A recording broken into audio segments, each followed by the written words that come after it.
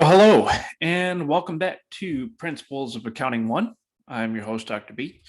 We are entering our 7th week of the course. So awesome news. We are 2 weeks remaining in the course. So what does that mean? Where were we? Where are we? Where are we going?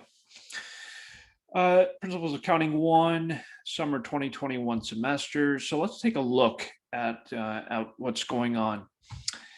Last week, we covered quite a bit of information on accounting information systems, partnerships, all of that good stuff. That was a pretty good week. It mostly had to do with partnership accounting. In addition to your learning about partnership accounting, you had your peer review for the 10K project, in which I provided feedback on your presentation, and your colleagues, your classmates also provided feedback on your presentation drafts. You had a homework assignment for week 6 and your week 6 report. So week 6, that was a pretty easygoing week, which brings us to week 7, where we are currently. Week 7, very, very, very busy week. There is a ton of stuff to accomplish this week. There's a short discussion on payroll. You have your week 7 homework. You have the Securities Exchange Commission 10K project report. This is a culmination of everything you've learned so far about your company that you've selected, and you are required to submit the report. If you are reading carefully, hopefully you are, there are instructions on what you need to include in your report. You can either select it right here through week 7, or and even better, go to the syllabus area in the classroom, and strange that didn't load. Syllabus area in the classroom, and you'll see right here, second item, the Securities Exchange Commission report. Tells you the report, how the report should be laid out, what things should be included, and that's your report. It doesn't have to be terribly long. We're minimum 3 pages. So my recommendation to you is you should have at least 1 page for each financial statement. So, overall, probably looking at about 6 pages in total. So if it's 1 page per financial statement, you probably have 1 page for references. You'll probably have a title page, all of that good stuff. So at least I'm thinking probably it'll be close to 6 pages, if not more. And if you include some charts and graphs, that is a wonderful component to include as a part of your data visualization. So please make sure that you follow the directions as you're completing the Security Exchange Commission 10K report for week 7. In addition to the report, you'll have your final draft of the presentation. So you'll see that in my feedback, I'm also recommending that you kind of present your presentation, right? You might want to do like a video presentation or an audio presentation, but either way, I do strongly encourage you to do so. And think of it like you are actually presenting to the board of that company. So that's the 10K project. In addition to the homework, the 10K project submissions, the discussion board, oh my goodness gracious, exam 3. So the third exam will cover content that you learned in weeks 5, 6, and a little bit from week 7. So just as before, my recommendation to you is please make sure that you complete homework 7 before taking exam 3. And then you'll have your weekly report as you always do. So that is where we currently are. And then where are we going? Next week is the last week of the course. You'll have a short discussion, a short paper, or your report and the final exam. The final exam will include this week 7 content. It'll probably also have a little bit of week 6 and a little bit of week 8. So that kind of tells us where we're heading. And so without further ado, let's go ahead and jump into today's presentation. This week 7, covers stocks. It covers equity, which is stocks. Equity, as you know, is ownership of the company. And stocks is a form of ownership in the company. We talked a lot about partnership in the previous week, and we will continue that conversation as we talk about stocks, we talk about equity. And we'll bring into a little bit of corporate accounting as well as we talk about stocks. But I want you to continue what you learned with respect to partnership accounting, because that kind of bleeds into week 7. So week 6 kind of goes into week 7. So recall what you learned in week 6 and bring that into week 7. And that will certainly help you with the homework assignment.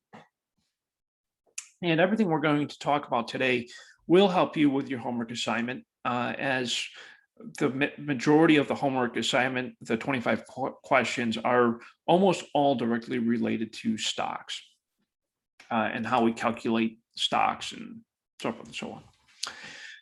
Okay, so in order to first understand what stocks are, you need to understand the nature of the company, how it's formed.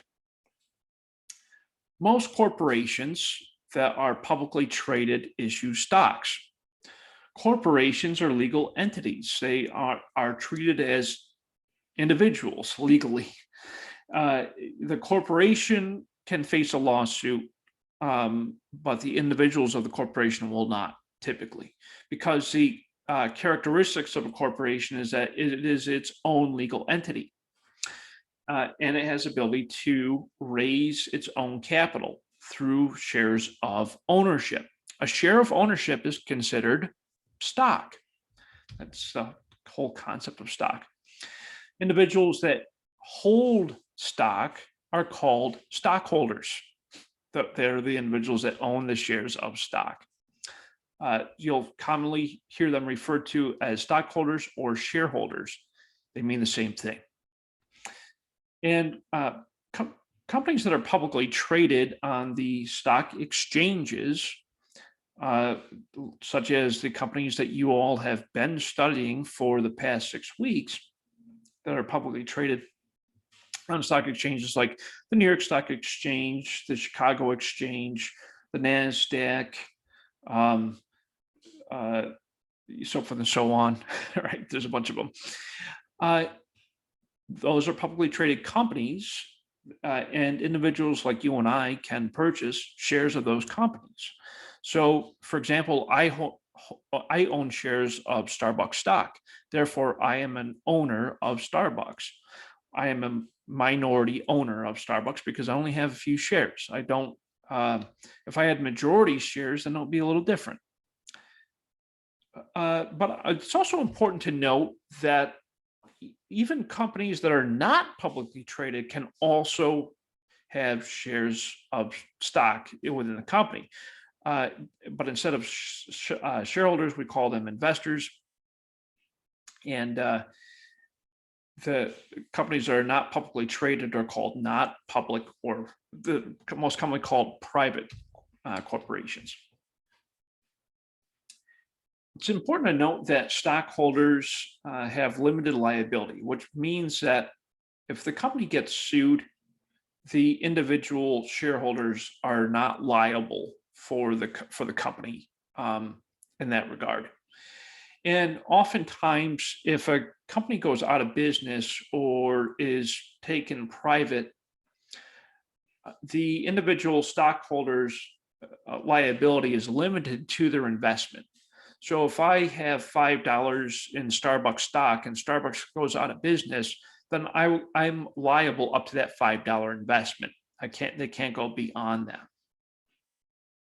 That's what That's what limited liability implies, is that you're limited to your investment, to the amount that you've invested into the company. And there are a couple of benefits to being a stockholder. Oftentimes, you have the right to elect a board of directors. The board of directors is responsible for the control of the company. The board of directors votes on the chief executive officer, the CEO, to manage the day-to-day operations. So indirectly, stockholders have the control over the company.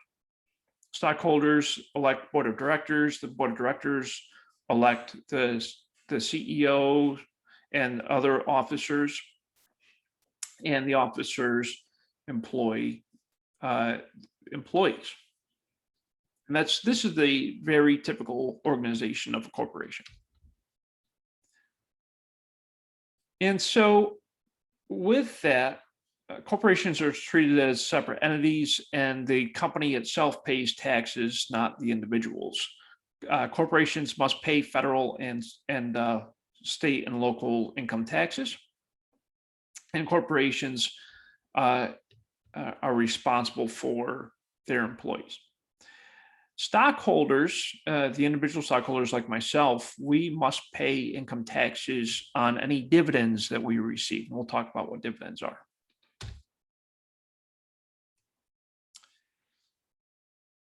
So when a corporation is first formed, they file what they call the Articles of Incorporation within a respective jurisdiction. Oftentimes we see that jurisdiction being Delaware or Nevada or Florida or Texas. And the reason why you see corporations filing in those states is because they typically do not have state income tax. And so, or they have very low state income tax, and they're very business friendly. That's why you see the vast majority of corporations filing in Delaware, because Delaware does not have state income tax, and they're very business friendly. So once the articles of incorporations are filed with the respective jurisdiction, there's a charter that is generated, and is typically formed by the creators of the company. And that charter is a series of bylaws that essentially govern the day-to-day operations of the company. And with forming a company through incorporation, there are several costs associated with that, as you might expect. There are legal fees, taxes, state incorporation fees, licensing fees, promotional costs, and all of those costs, when at the time the organization is formed, are classified as organizational expenses on the income statement. And here's an example of forming an organization, a company. We debit organizational expenses and credit cash to reflect the formation of an organization. So let's talk a little bit more about equity. From the perspective of equity, we have this thing called paid-in capital. Paid-in capital.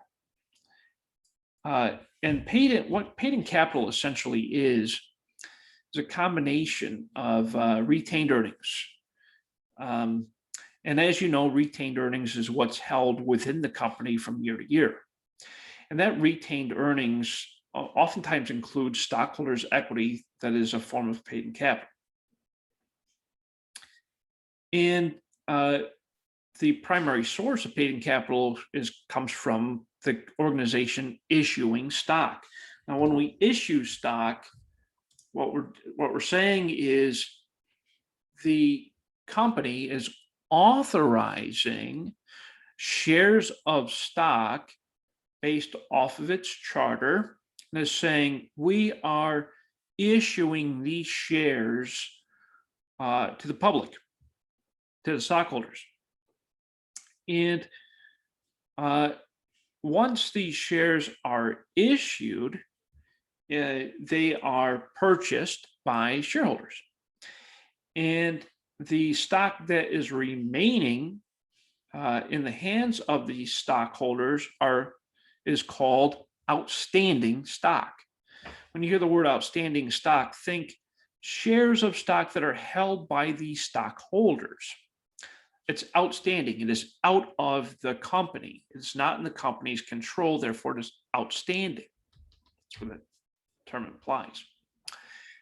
So if we look at this graphic, we see that the shares authorized, those are the shares that are said, oh, the company has this number of shares available to issue based off of what is stated in the company's charter. The issued shares are the shares of stock that the company has issued to stockholders as available for sale. And the outstanding stock is the stock that is purchased and held by stockholders. That's what this nice graphic tells us.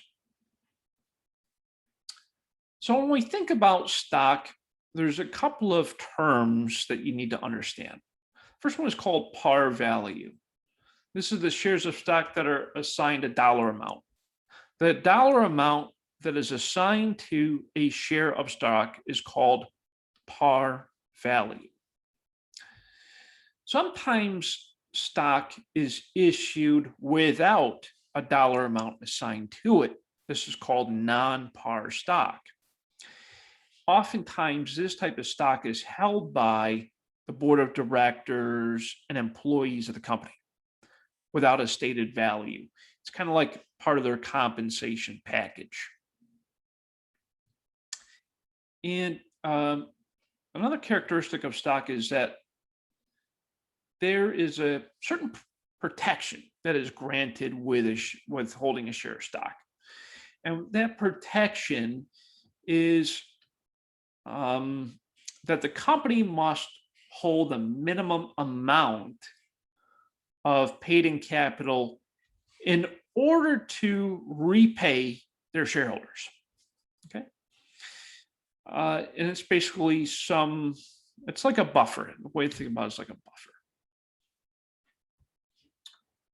The majority of the rights of ownership of a share of stock is that a shareholder has the right to vote in matters concerning the corporation, right to distributions of earnings, and the right to assets upon liquidation. Now, of course, there's a couple of caveats with this. For example, I don't vote on the board of directors for Starbucks. I have the ability to have a say in the board of directors, but my voting right is very minimal because I only have a few shares of stock. I'm what you would call a minority stockholder. I only have a few shares. I'm not with the majority. So my voting rights are relatively limited. The distribution of earnings. This comes from dividends. What a dividend is when the company pays out its earnings to shareholders. And that happens when a dividend is declared. It's not every year that happens, but it does happen from time to time. And it's could be quarterly, could be semi-annual, annual, or not at all, or just whenever the board decides to do it. And so when a dividend is issued, it's basically a form of interest on my shares of stock that I own. So that's what that is. And I have the right to that amount, that distribution. And right to share assets upon liquidation. So if Starbucks ever goes out of business, I'm way down on the list to have a stake in their assets. What I mean by that is typically when a business goes out of business, the first people to get paid are the debtors. The banks that they have loans with, the debtors, right? And then the second line of people that get paid out are typically the the officers of the company, and then the third are the shareholders. And so that's kind of how that works typically, but there's some cases where it's a little different, but and it depends in the company charter. There are two types of stock. There's technically three types of stock. There's common stock, there's preferred stock, and there's treasury stock. Okay, those are the three most common forms of stock. Common stock, it's implied in the name. Okay, it's when there's only one class of stock issued in the company. It's called common. Means everyone in that has a share of stock in that company, they have the same type of stock. That's what makes it common. Okay. Preferred stock. Preferred stock is when the company decides to issue one or more class of stock for various preferences when it comes to voting rights, dividends, things of that nature. Preferred stock.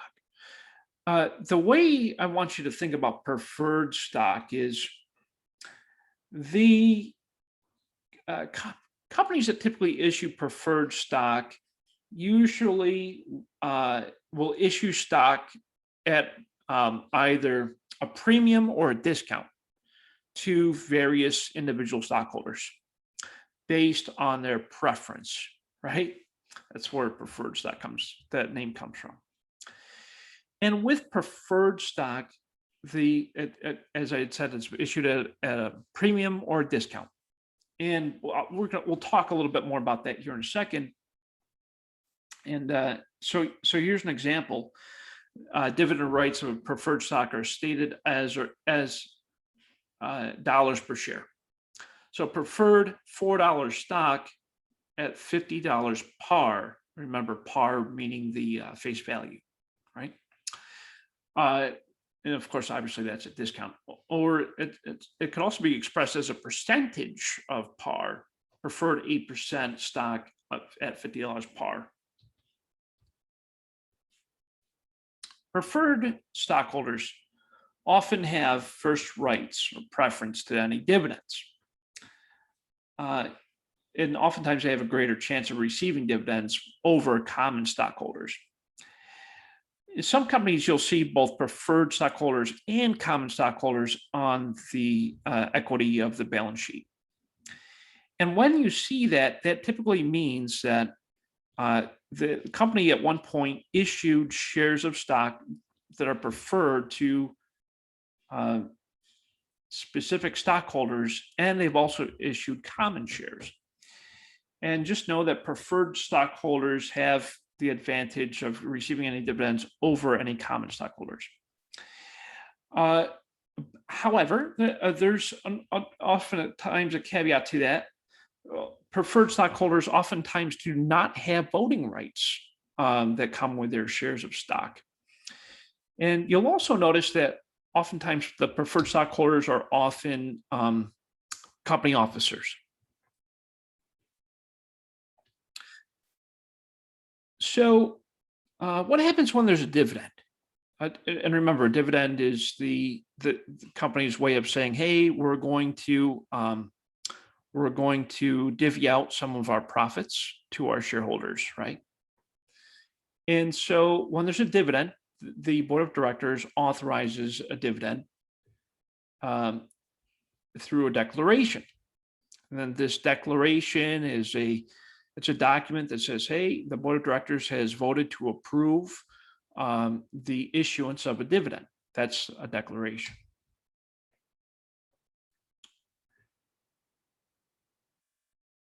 Okay.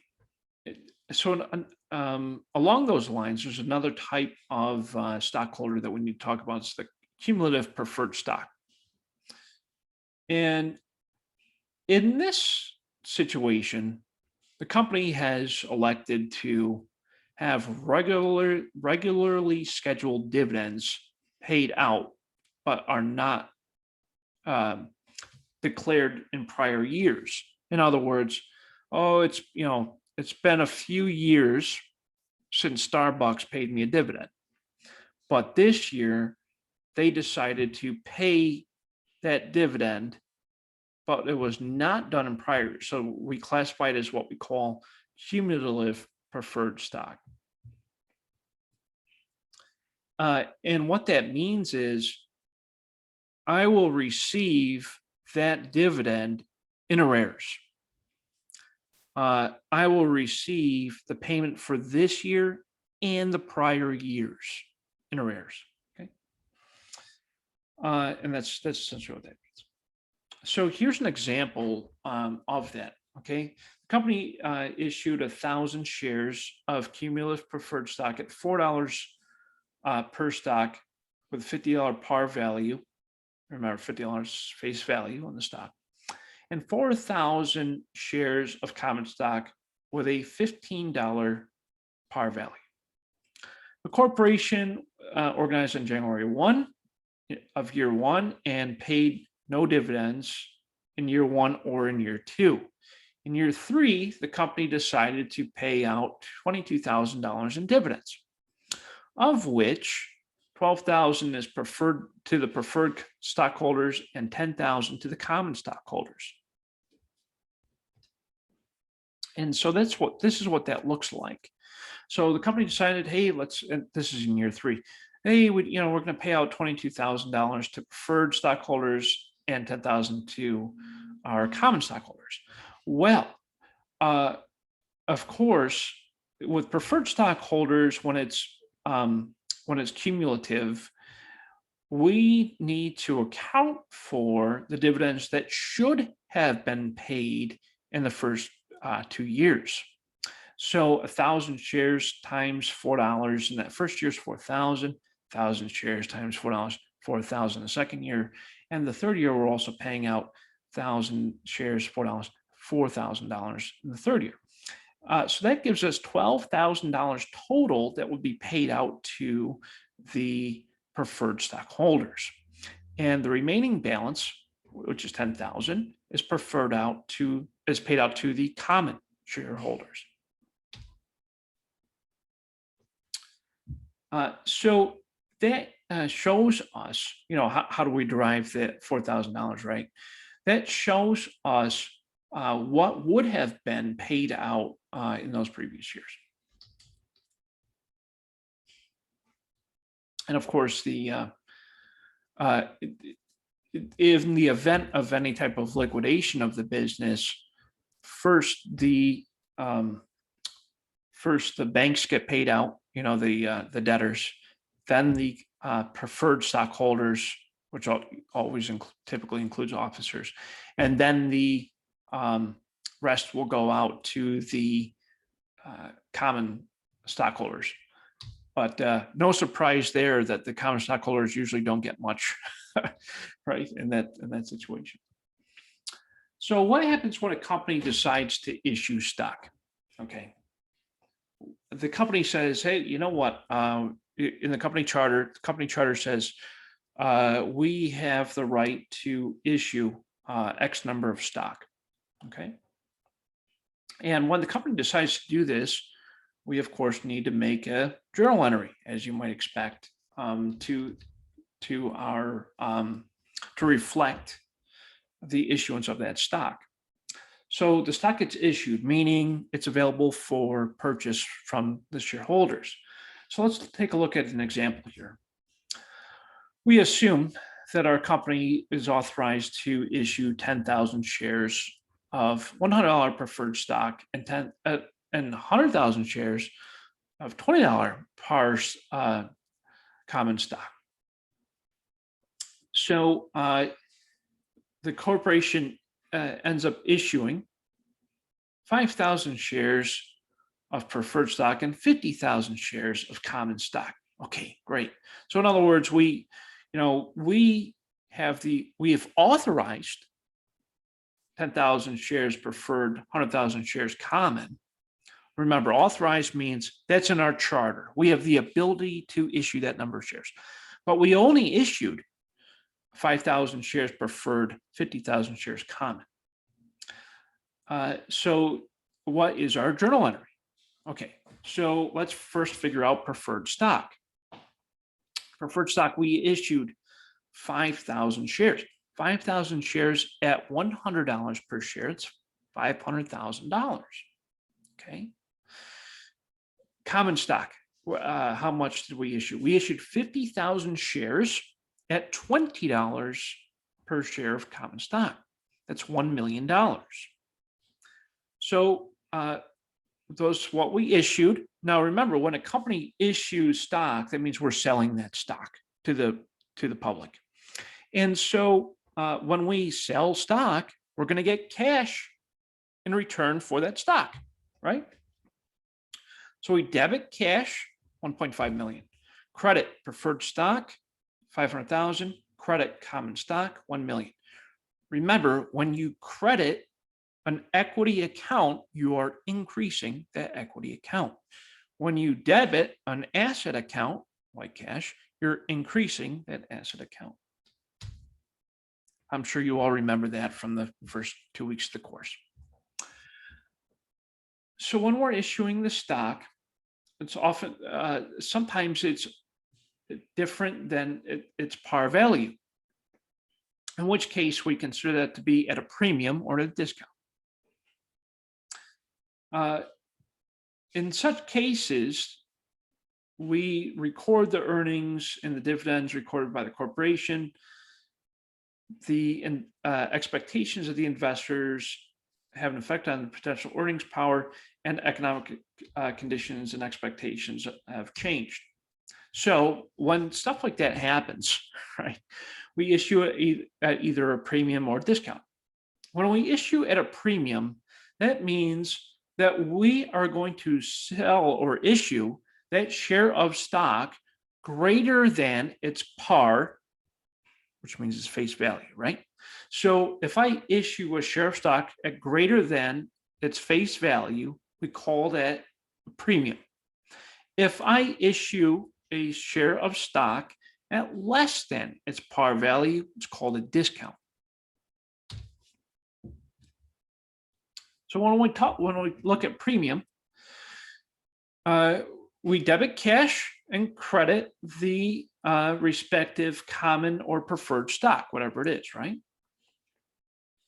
And the difference we credit into this account called paid in capital, in excess of par. Okay, paid in capital in excess of par is the name of the account.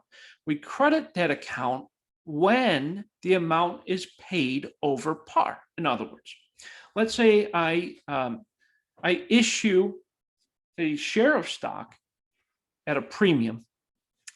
The premium is I issue the share of stock at a premium at $1. Okay, the par value at the time of that issuance is 50 cents. I debit cash for $1. I credit 50 cents to common stock, and I credit the other 50 cents to paid in capital in excess over par. Paid in capital in excess over par is very simple to calculate. It is the difference between the cash that you received from the issuance of the premium stock and the par value of the stock. So here's another example of that. We debit cash and we credit preferred stock, and we credit paid in capital, which is the difference. So we have 2,000 shares, $50 preferred stock, and we received $55 per share. So that means the difference is $5, right? So if the par value is 50, we received 55 per share. That means that we issued a premium preferred stock of $55 per share when its par value is 50. So to calculate that, we debit cash 110,000. How do we get 110,000? 2,000 times 55. Okay. Preferred stock is 100,000. How 100,000? 2,000 times 50, the par value. Okay. The difference is what goes into the paid in capital in excess of par, $10,000. Another way of calculating that is $5 per share times 2,000. 5 times 2 is 10. Okay. So how do we figure that out, right? How do we figure the $5 per share? $55, which is the premium value, minus the par value of 50 is $5 per share. So that's another way of calculating the paid in excess.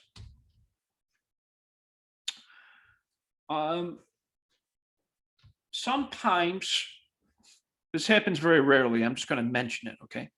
Sometimes when the stock is issued in exchange, it can be issued in exchange for assets other than cash, like land, buildings, equipment. When that happens, we record it at its fair market value. It's rare, but it happens. Sometimes I might be like, hey, you know what? Instead of paying cash for that land, I'm going to sell shares of stock to purchase that land without the use of cash. It happens. It does. It's not really that common, but some companies do that. Okay. And it's also like saying, hey, that piece of land is worth X amount of dollars based off of X amount of dollars per share. Okay. So this example, we issued 10,000 shares of stock at $10 par, common stock, for the purchase and use of land. The stock market price at the time for each share of stock was $12 per share. Okay, so that means we have a difference of $2, right? So we debit land 120,000, 10,000 shares, $12 per share. We have common stock 100,000, 10,000 shares at $10 per share. Which is the par value, the face value, and the difference, $2 times the 10,000 is $20,000, which is the paid in excess. So it follows the same principle when it's a premium. What about when there's a no par stock? Okay, this happens from time to time as well. Sometimes a company will issue stock without a par value. Okay. Typically, when that happens, they just simply use the market value of a share of stock. And with that, we debit cash, credit common stock. They're pretty straightforward transactions. There's not a lot of computation when it comes to non-par stock. And the data is always given to us. The share price is typically dictated by the market value when there's no par stock involved. So in this example, company issued 10,000 shares, no par common stock, $40. It's a straight 10,000 shares times $40, that's 400,000. So, and that's represented in that first transaction. The second transaction, the company decided, let's issue another 1,000 shares at 36,000. Again, very straightforward computation. 1,000 times 36, 36,000. Debit cash, 36,000. Debit credit common stock, 36,000. Very, very straightforward with no par stock. So, and again, oftentimes it's when there's a no par stock. Usually, the way that value is stated is typically based off of the market value. So to illustrate if there's a difference in no par common stock. So let's say the market price is X. I can still put a premium on that. I can still sell no par common stock for above the stated value. Okay, the stated value being the market value. And so here's an example of that. We have a company that issued 10,000 shares of common stock, of no par common stock, at $40 per share. At the time of that issuance, the stated value or the market value was $25 per share. So we debit cash 400,000 because it's 10,000 shares, $40 per share. We credit common stock 250,000. 250,000 because the stated value at the time was $25 per share. $25 per share for 10,000 shares. The difference, which is the paid in excess, 400,000 minus 250,000 equals 150,000. Okay, and that's how you would calculate that paid in excess. You simply take the cash you received minus the common stock amount equals the paid in excess. The other way to calculate that would be $40 minus $25 times your 10,000 shares, and you'll still arrive at the same amount. And then you do that same type of computation again when there's another issuance. So every time there's an issuance, there's another calculation. Let's talk more about dividends. I love dividends. Dividends are so fantastic. I like when I get a nice little check in the mail just because I'm a shareholder. That's cute. That's nice. It's a nice reward, right? It's basically saying, hey, thank you so much for being a shareholder. We earned some interest from you. Here's your interest, right? It's basically, it's my right in the share of the company to have a right to the profit, right? That's the whole concept behind owning shares of stock. When you own a share of stock, you own a part of the company. So when the board of directors declares a dividend, they're said to authorize the distribution of cash to the shareholders. And there's no election date, and there's all this stuff behind it. But once it's declared, it reduces the retained earnings of the corporation. How do you reduce retained earnings of a corporation? If you look at the statement of retained earnings, which I'm sure all of you have seen by now in your 10K reports, and you'll notice that it'll say beginning balance retained earnings minus dividends equals ending balance retained earnings. So you'll see any dividends that were paid out will be on the statement of retained earnings. That's where it'll show up. It will not show up on the balance sheet and as its own line item. It will show up under the statement of retained earnings. So just in case you're wondering where to find that. Oftentimes, the dividends paid out are in the form of cash. It's called a cash dividend. What a shock, right? The dividends can be paid in other assets, but most commonly it's paid in cash. There are 3 conditions must be met in order for a cash dividend to be declared. Number 1, you need to have enough in retained earnings in order to issue a dividend. That makes sense. Number 2, you got to make sure you have enough cash on hand before you go out paying everyone in cash. And number 3, the board of directors needs to vote and decide on dividends being issued.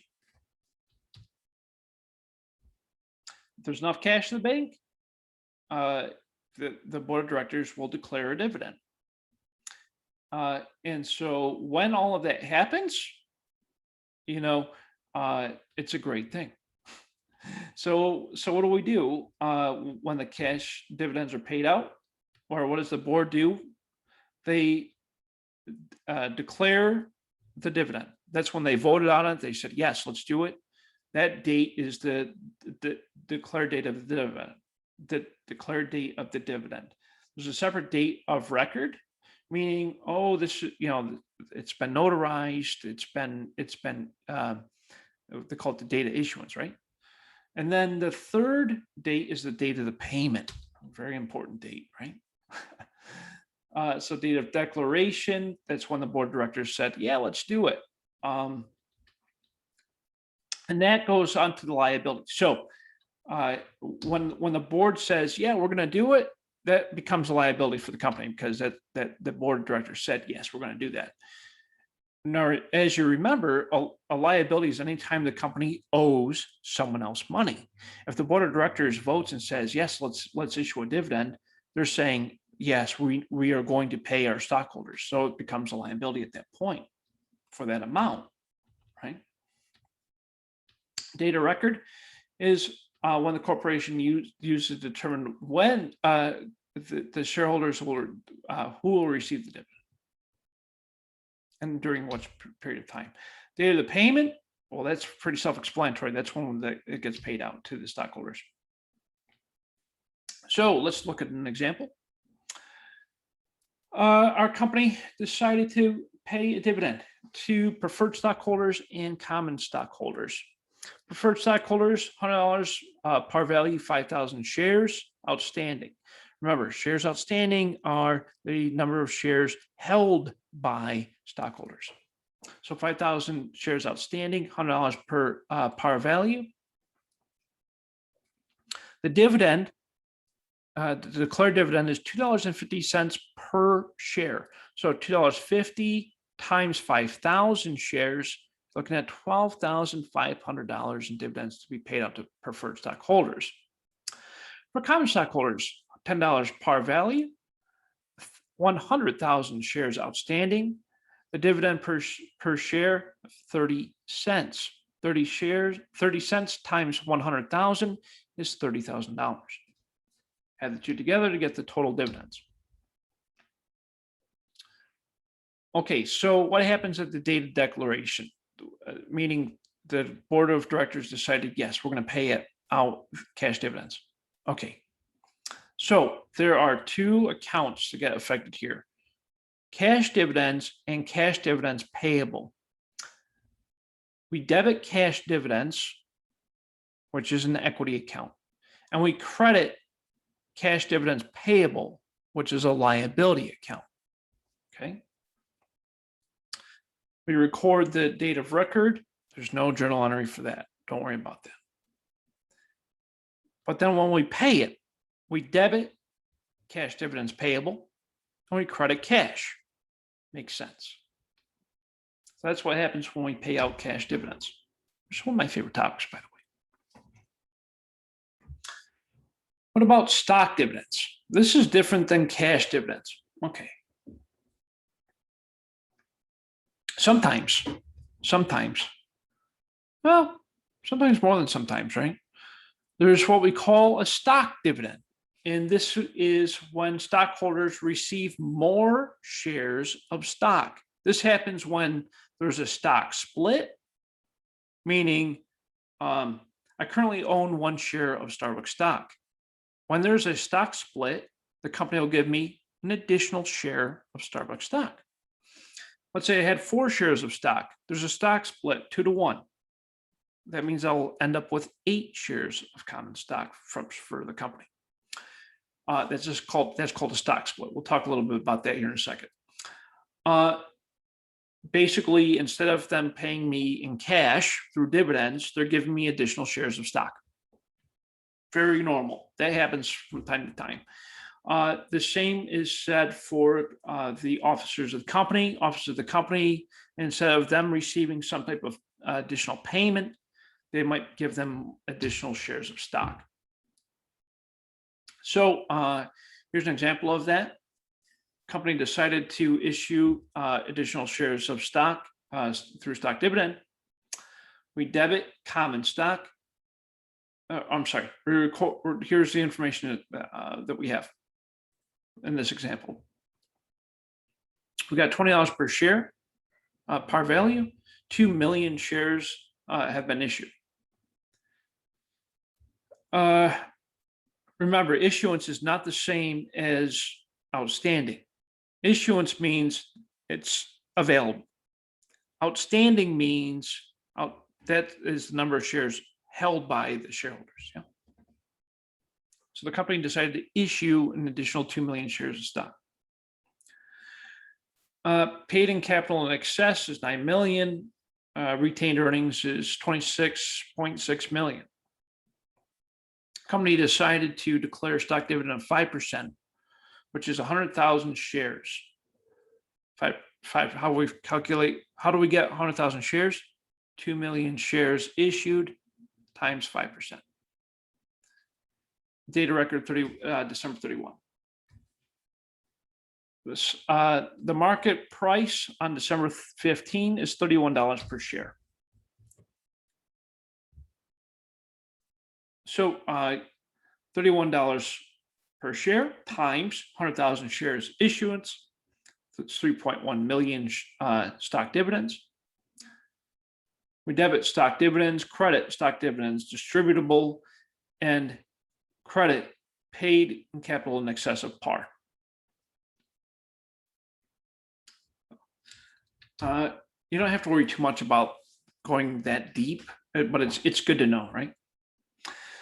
Stock dividends, distributable, debit, credit, common stock. What this does is it raises the issuance of common stock.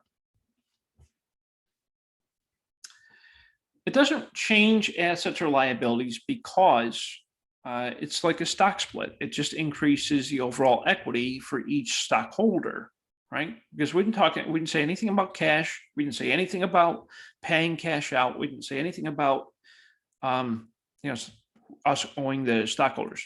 So we didn't touch assets. We didn't touch equity. All we did is we increased the overall value we increased the overall value that each stockholder has. Okay. So here's another example of it. Each stockholder has 1,000 shares of the company's 10,000 shares outstanding. If the company decides to declare 6% stock dividend, this it would look like this.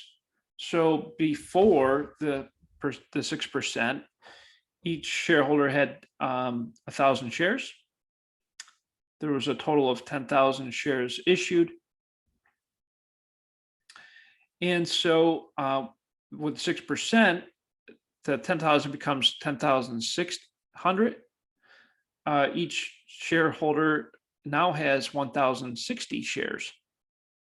So you see that when it comes to issuance of stock, we're simply saying the company is giving each shareholder additional stock.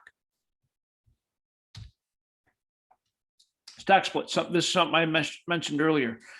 When there's a split in the stock, essentially the number of shares splits in half, right?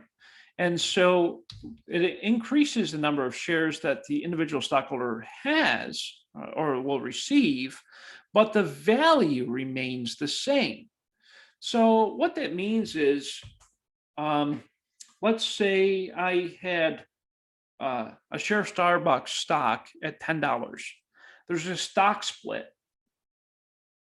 So instead of that one share being worth $10, I now have two shares worth $5 each. Okay, that's essentially how that works. So here's an example. 10,000 shares, $100 par common stock outstanding. The current market price is $150 per share. Okay. The board of directors declares a stock split. So each common stockholder receives 5 shares for each share they held. We call it 5-to-1 split. As a result, 50,000 shares will be outstanding. That's 10,000 shares times 5.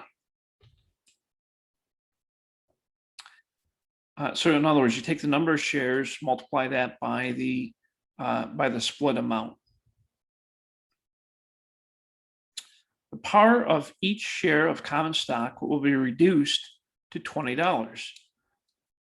Because remember, it's 100 par common stock outstanding, meaning each stockholder currently has $100 worth of stock.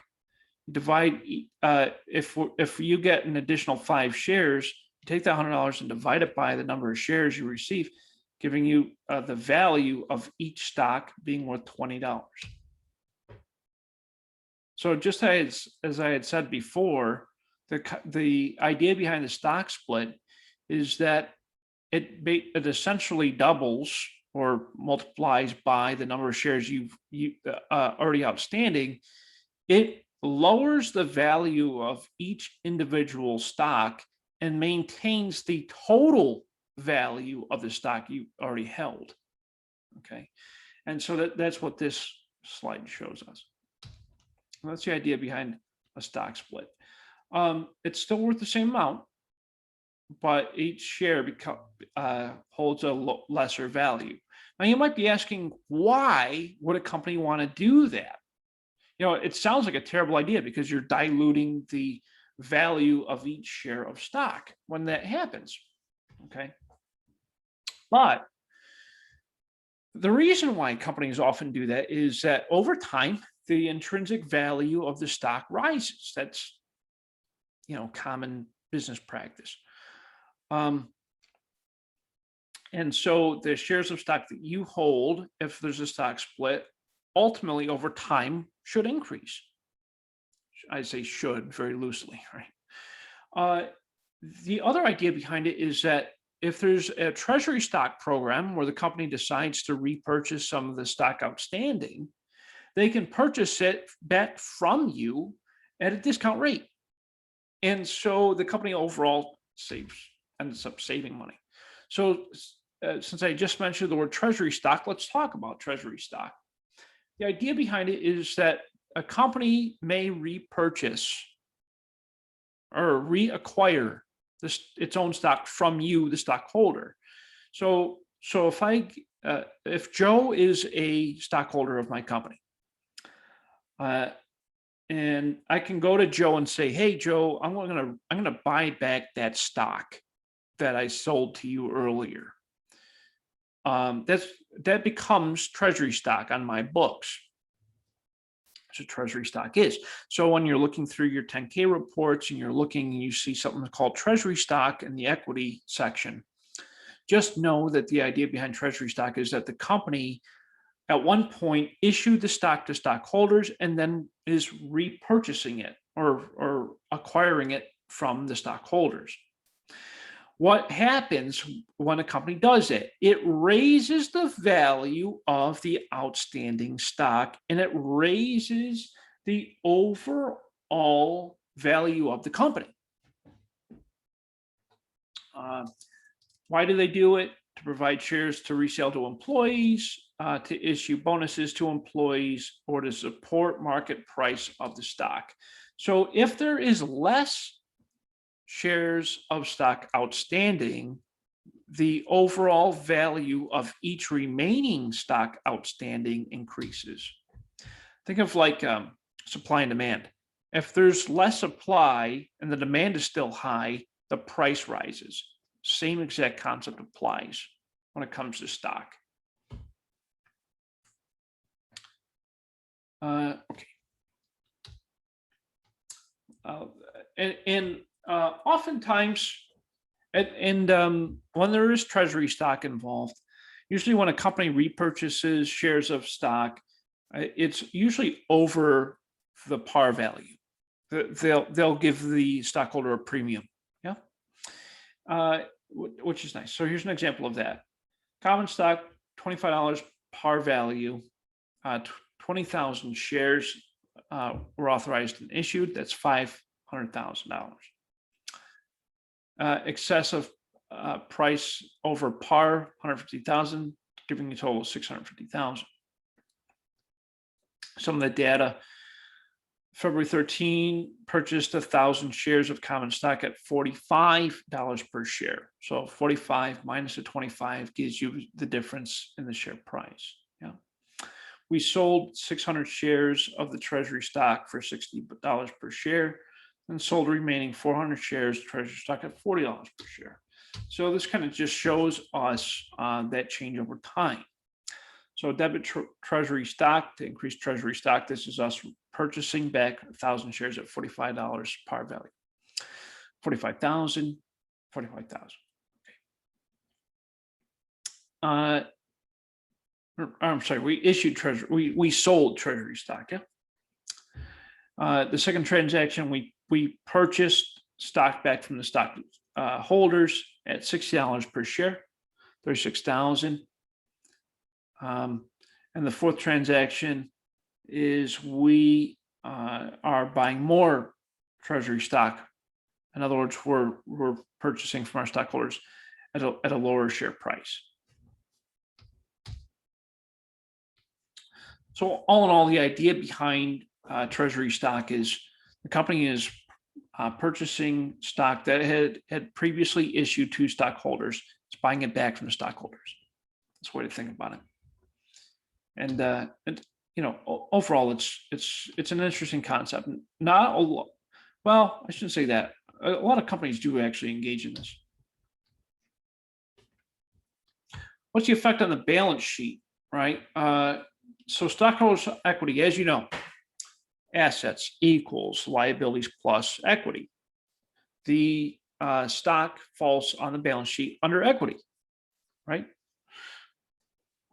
It's classified based off of their respective classifications: common stock, preferred stock, treasury stock, so forth and so on.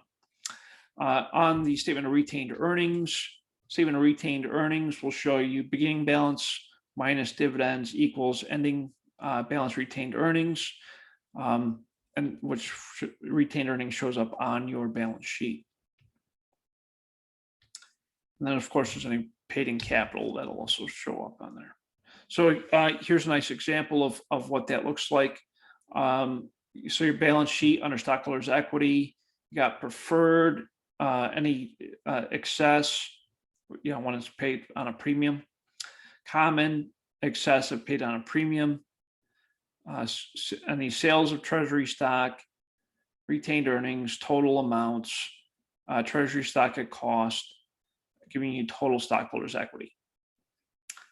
Additionally, if there's contributed capital, you see preferred, common, additional paid-in capital, giving you your total contributed capital, plus retained earnings equals your total minus any treasury stock issued at cost, giving you total stockholders' equity. So these are the two methods of reporting on the balance sheet for stockholders' equity. We notice that the primary changes in stockholders' equity as a result of any changes to stockholders' equity and are expressed in notes in the financial statements. When it comes to retained earnings, the statement of the retained earnings shows us, as I had mentioned earlier, beginning retained earnings minus dividends equals ending retained earnings. And oftentimes on that report, we could see combined income and retained earnings on that statement.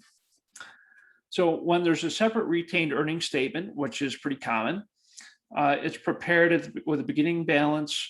Net income is added, minus any dividends equals ending retained earnings. And that's what this looks like. So beginning retained earnings plus net income minus dividends equals ending retained earnings. Restrictions. Of course, restrictions apply. Restrictions, as you would think, are designed to remain part of retained earnings. They're designed to restrict the actions of a corporation and board of directors.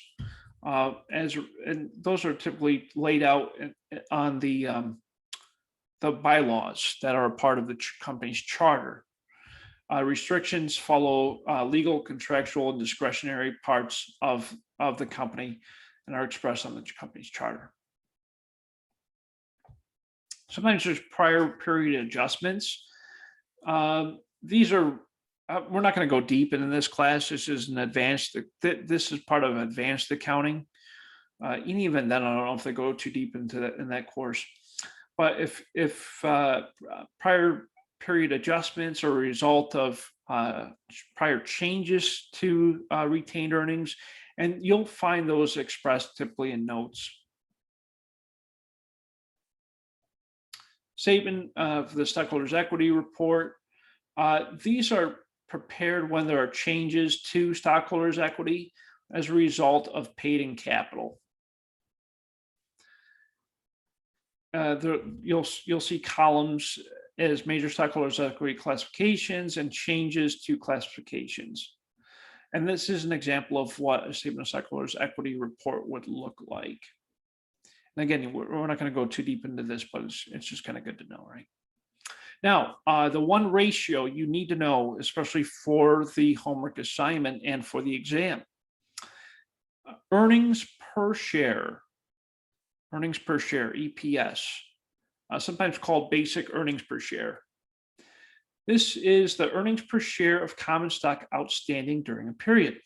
The idea behind this is that stock that's traded on the market must be reported earnings per share on the income statement. How do we calculate earnings per share? We take net income minus preferred dividends divided by the average number of common shares outstanding. How do we find average common shares outstanding? So net income,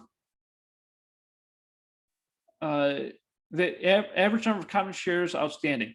You take beginning common shares outstanding plus ending common shares outstanding divided by 2.